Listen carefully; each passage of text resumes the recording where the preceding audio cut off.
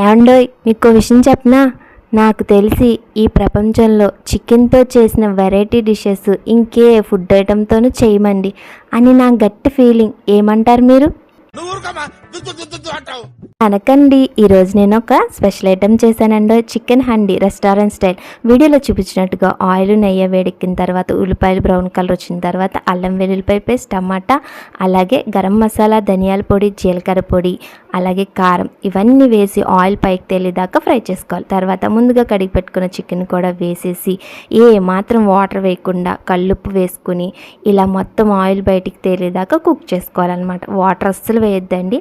తర్వాత ఒక అరకప్పు పెరుగు వేసుకుని మూత పెట్టేసుకోండి. చూసారా, అదే వాటర్ ఎంత వచ్చేసిందో దీంతో కుక్ అయిపోద్ది. తర్వాత ఫ్రెష్ క్రీమ్ మిక్సీలో పాలమేగడ వేసి మిక్సీ పట్టండి. ఫ్రెష్ క్రీమ్ రెడీ అయిపోద్ది. తర్వాత కసూరి మెతి వేసుకుని కొత్తిమీర వేసుకుని దింపేసేయండి. నచ్చితే ఒక లైక్, షేర్, సబ్స్క్రైబ్.